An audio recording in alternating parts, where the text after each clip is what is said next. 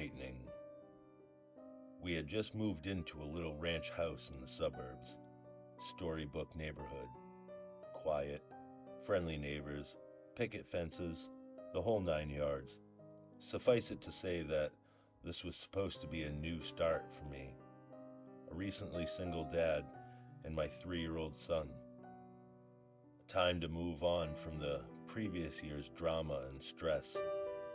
I viewed the thunderstorm as a metaphor for this fresh start.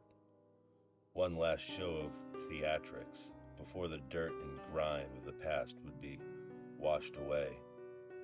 My son loved it anyway, even with the power out.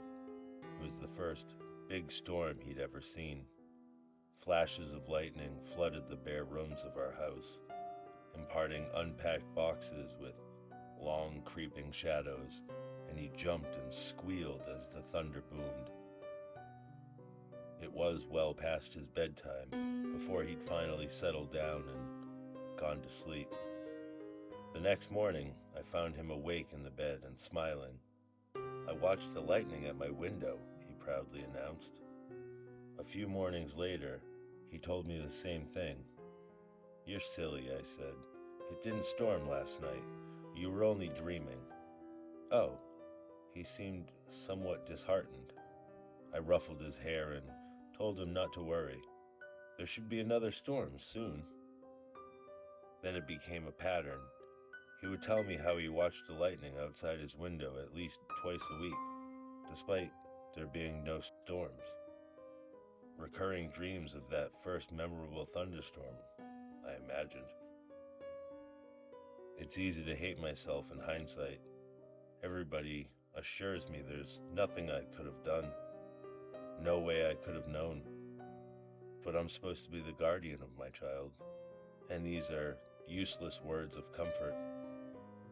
I constantly relive that morning, making my coffee, pouring my milk over my cereal, and picking up the newspaper to read about the pedophile local authorities had just arrested. It was front page stuff. Apparently, this guy would select a young target, usually a boy, stake out their house for a while, and take flash photos of them through their window while they slept. Sometimes he did more. My stomach sank as the connection was made. At the time, it was merely something from a child's imagination.